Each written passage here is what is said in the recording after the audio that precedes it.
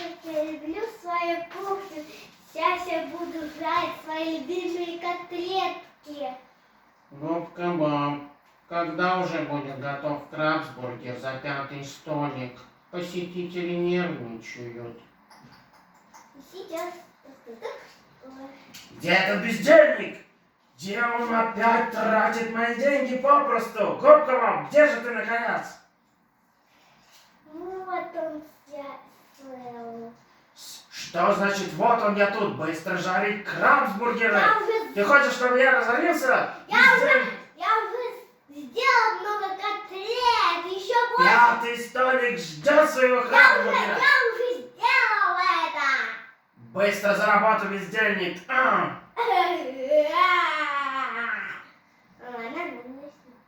Губка Боб, еще один заказ, пожалуйста, за 25-й столик. Хорошо? И поторопись ты, невзрачная желтая тряпочка. А где губка Боб? Что ты делаешь на моей кухне, ты тупоголовый?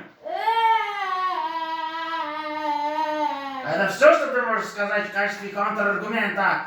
Быстро отсюда, чтобы ноги твоей здесь больше не было.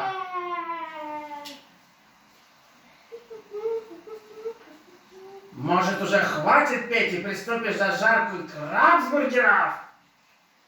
Ну ладно. Ту-ту-ту, как же я хочу крабсбургер. Ну, Губка Боб, а где они? Давай быстрее. ладно.